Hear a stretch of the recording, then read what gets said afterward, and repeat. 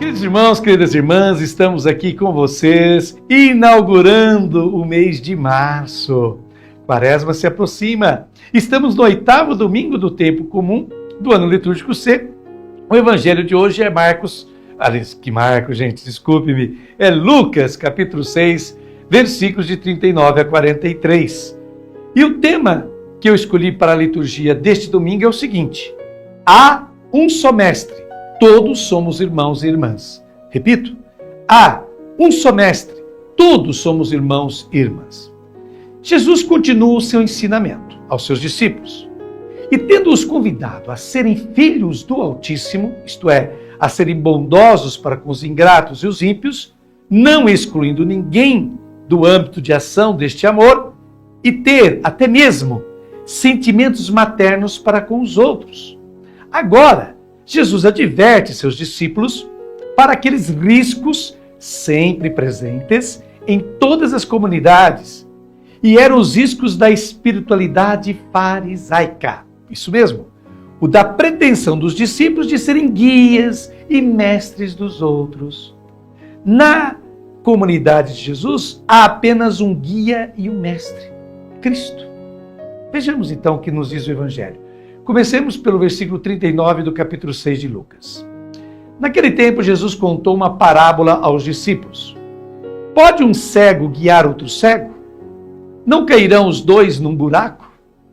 Aqui, a mera pretensão de alguém ser o guia de outro já torna essa pessoa cega.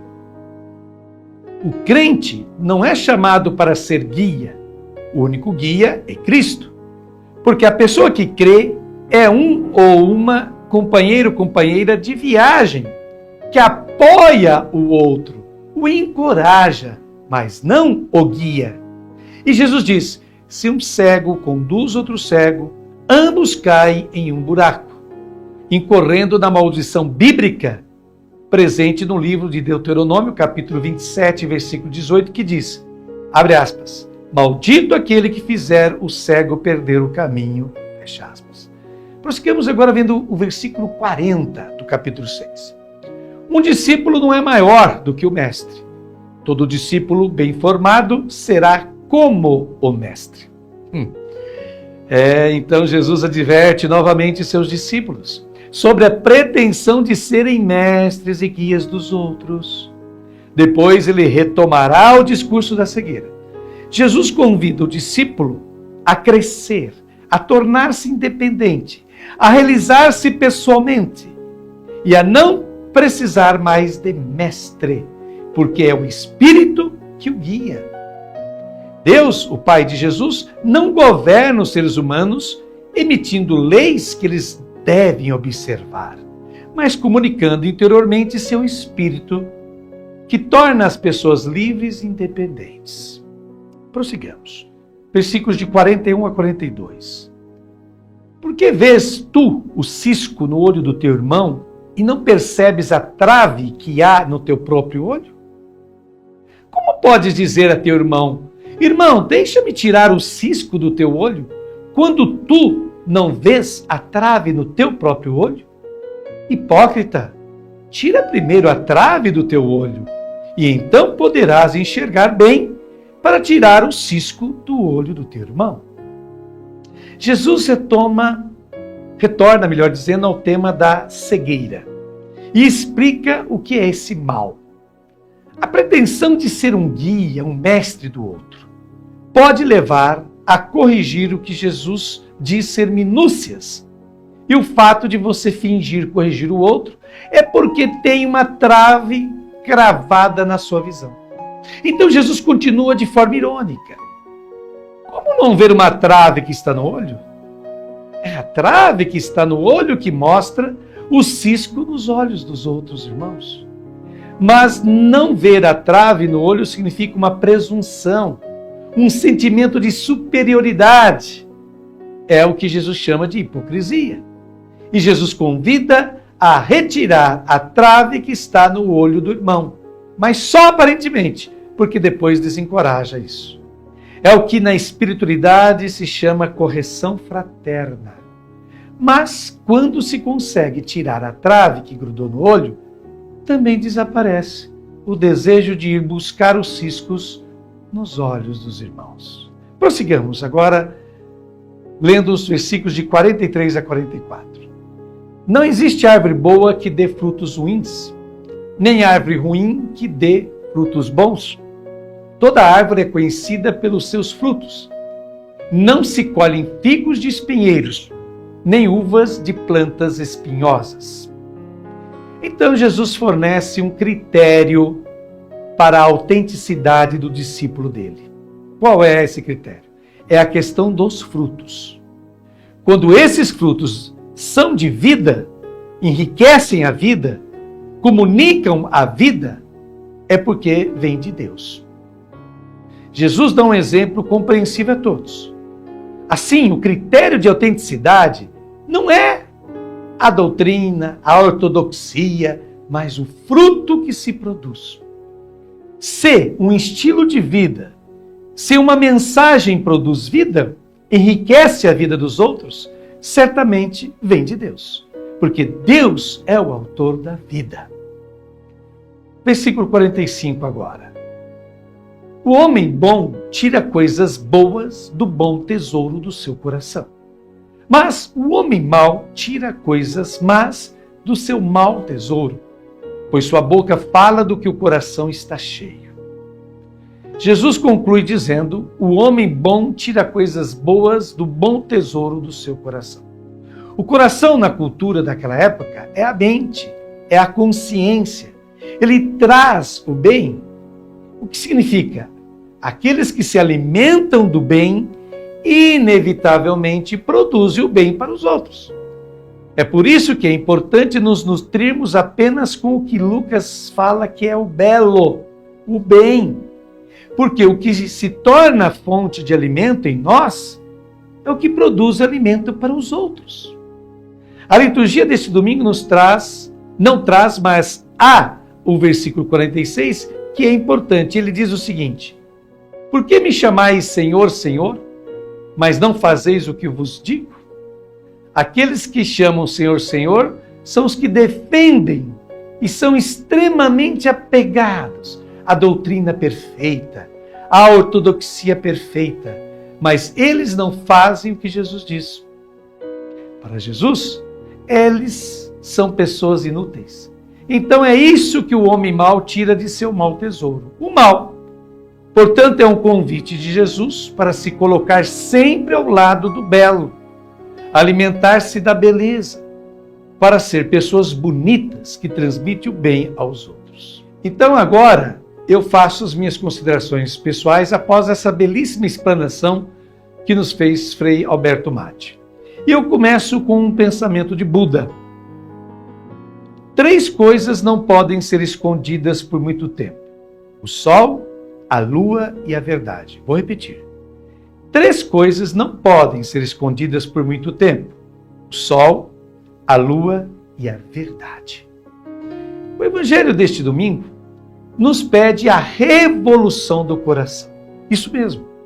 O ser humano autêntico se constrói a partir de dentro, do íntimo, do coração.